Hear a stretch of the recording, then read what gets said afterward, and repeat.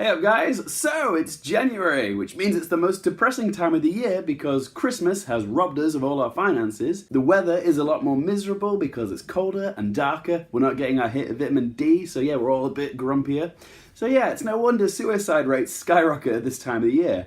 So keeping with this tone of January blues, now is as good a time as ever to watch Black Mirror Season 4. The bleakest yet most uncomfortably addictive TV series on Netflix right now. So I just binge watched all of Season 4 of Black Mirror, so I'm gonna give you my thoughts on each episode, starting off with USS Callister. This was probably my most anticipated episode of the season because I was curious as to what Charlie Brooker was gonna be exploring in an episode that pays homage to Star Trek.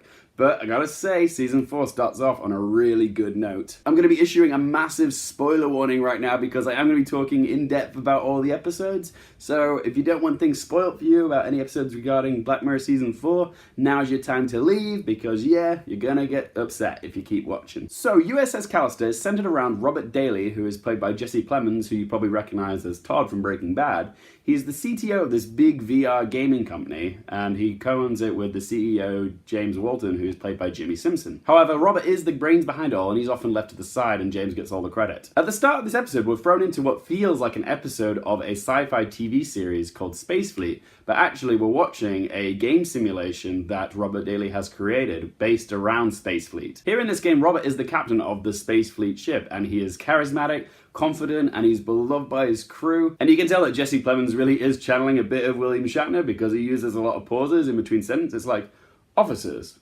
what does Space Fleet mean?" It's like everything he says is so dramatic, like he's in a Shakespeare play. Anyway, in the very next scene, we see Robert in the real world, and here he is a very socially awkward man. Even though he's the boss, he doesn't have much presence. He's balding, he's slightly pudgy, and he dresses like his mum picked out his clothes. His colleagues make fun of him, and Walton treats him like dirt. This episode does a great job of establishing a sense of sympathy for Robert.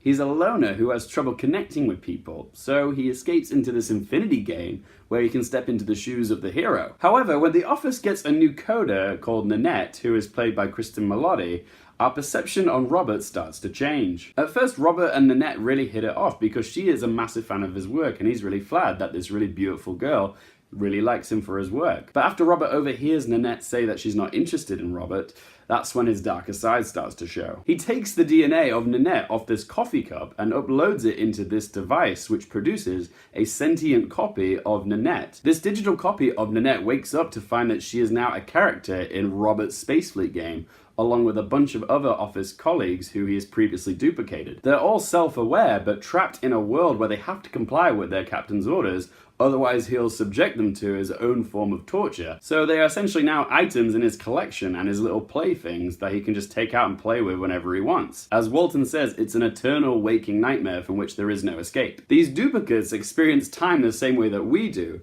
but Daly in his cruelty has gone one step further and removed their genitals. So these guys can't experience the basic pleasures of human life, like getting drunk, being able to eat, dream, have a shit. Seriously, when you can't even have the pleasure of having a shit, what do you do with yourself all day long? So their very existence is torturous. Guys, I had a really good time watching USS Callister because it completely subverted my expectations. The characters were very well developed and well acted, particularly by Jesse Plemons, Jimmy Simpson, and Kristen Milotti. I love the attention to detail and how they paid tribute to Star Trek. From the camp melodramatic dialogue, to the 4:3 aspect ratio at the beginning of the episode, to the kooky retro set design, and also the slightly misogynistic costumes that the female characters have to wear. And I particularly love the ending where they go through the wormhole and get updated into the cloud, and their swanky new ship is like a lens flare homage to J.J. Abrams' version of Star Trek. Yeah, I thought that was a clever touch. This is one of the few episodes of Black Mirror with an actual villain,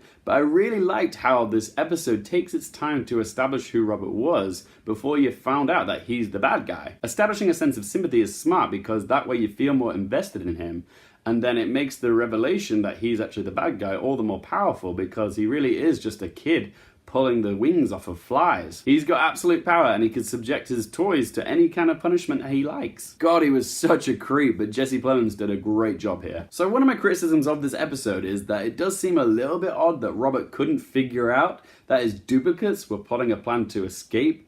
literally just hours after they previously tried to do it. It should have been blatantly obvious when Nanette took off her clothes that something was a bit fishy. He's a smart guy. Surely he's smart enough to sense desperate distraction tactics, like being way too eager to go for a swim, literally mere hours after he turned one of the space fleet into a freaking monster. It's a rapid sense of emotional character development, and he should have picked up on that. And I kind of took issue with that. And I guess in terms of what this episode says about society, it doesn't really have much to offer other than the dangers of being obsessed with our cyber selves more than our real selves. Typically, I prefer episodes of Black Mirror which shock me or leave me pondering the implications of the episode, but this episode just feels like popcorn fun with a few dark moments sprinkled throughout. USS Callister didn't shake me to my very core like other episodes of Black Mirror have done, but it did leave an impact, but that impact is more of one of entertainment value.